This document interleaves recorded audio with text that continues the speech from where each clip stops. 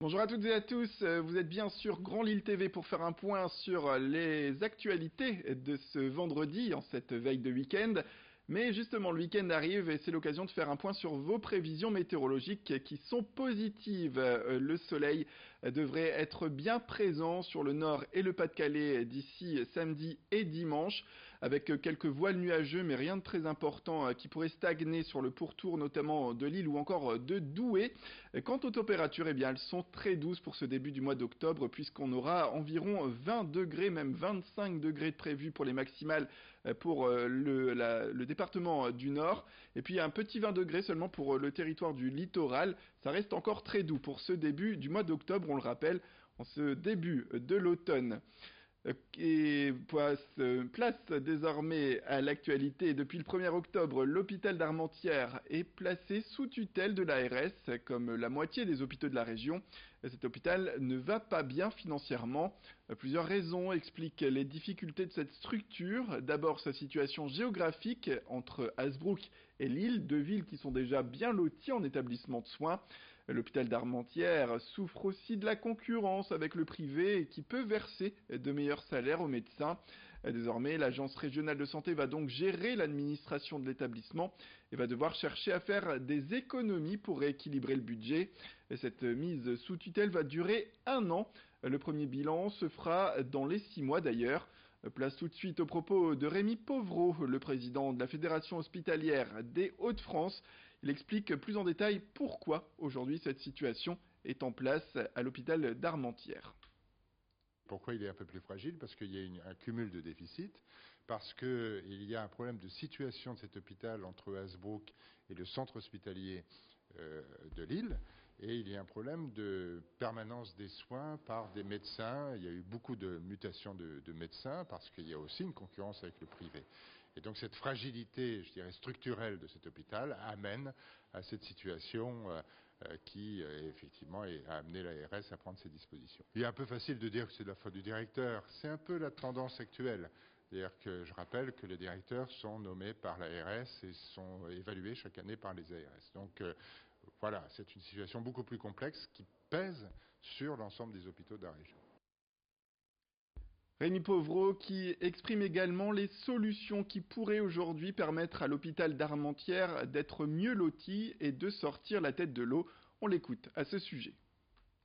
Il y a un déficit, il faudra trouver des solutions, mais je pense que beaucoup plus globalement, il faudra, avec le groupement hospitalier de territoire, avec le centre hospitalier en particulier de Lille, peut-être redéfinir les missions de cet hôpital de proximité qui s'adresse à 150 000 personnes, quand même, habitants du territoire. Donc il y a nécessité de le maintenir, nécessité de faire en sorte que la population puisse toujours être accueillie, mais dans un parcours de soins qui sera peut-être à redéfinir, avec des spécialités à redéfinir pour l'hôpital. Inciter les femmes à l'autopalpation des seins, c'est le message véhiculé par les professionnels de la santé à l'occasion d'Octobre Rose, car l'autopalpation permet de déceler des anomalies et éventuellement les cancers du sein. Cette pratique est recommandée tous les mois d'ailleurs après les règles et à tous les âges. Une nécessité pour les professionnels de santé car en France, 55 000 nouveaux cas de cancer du sein sont détectés chaque année. Ce vendredi après-midi, un stand d'information était positionné à l'entrée de la clinique de la Victoire à Tourcoing. D'autres stands de ce type sont également prévus, notamment au centre Oscar Lambré à Lille les 8 et 10 octobre prochains. Idil Gunay s'est rendu pour sa part à l'hôpital, à la clinique de la Victoire à Tourcoing pour voir un petit peu comment tout cela se passe. C'est vraiment l'autopalpation bien approfondie qui permet de dépister le cancer du sein. Après, bien sûr, il y a la mammographie qui donnera plus d'indications, mais avant tout, le premier geste, c'est de s'autopalper. C'est pas encore peut-être complètement dans les mœurs parce que je pense que ça doit s'apprendre très tôt, même à l'école. C'est des choses qui doivent faire partie des cours d'éducation. Donc, mais je pense que ça commence à rentrer dans les mœurs, oui.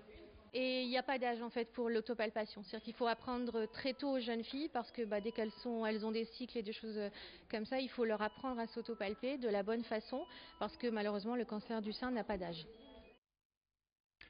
En cette veille de week-end qui s'annonce, on le disait, très doux et ensoleillé, on part à la découverte du meilleur zoo d'Europe, Péridesa, en Belgique. Tout de suite, voyez plutôt ce reportage signé Alexis Tessier.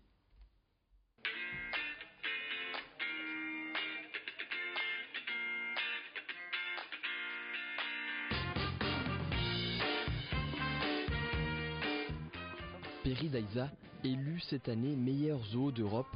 Ici, plus de 7000 animaux avec 500 espèces différentes. Parmi les stars des lieux, des loutres géantes, des koalas et les incontournables pandas géants. Une variété d'animaux venus du monde entier qui fait la force du zoo. En fait, il existe une grande toile à travers le monde où il y a des échanges d'animaux de zoo en zoo. Parce que bon, il y a des animaux reproducteurs, mais ils ne peuvent pas rester dans le zoo ad vitam aeternam. Ils pourraient avoir de la consanguinité. Donc il faut absolument éviter ce genre de problème. Et donc il y a des échanges qui se font entre les zoos. Et c'est souvent comme ça que les familles s'agrandissent. Certains animaux sont adoptés aussi par certains visiteurs, ils sont parrainés par les visiteurs, donc il y a une certaine fraternité qui se fait entre le visiteur et certains animaux. Dans la journée, plusieurs animations sont organisées, comme le bain des éléphants ou le nourrissage des lémuriens.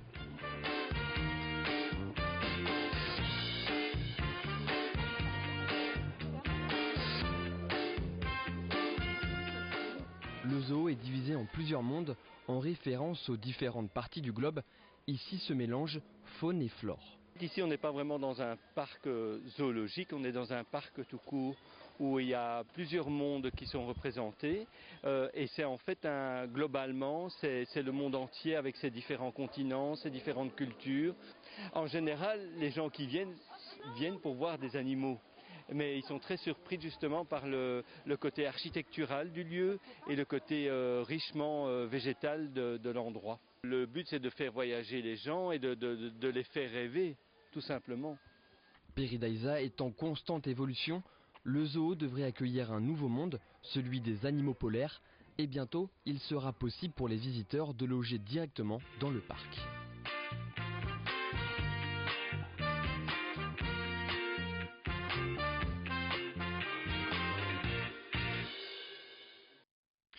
Voilà, c'est la fin de cette édition. Merci à toutes et à tous de nous avoir suivis. Restez avec nous, l'information continue.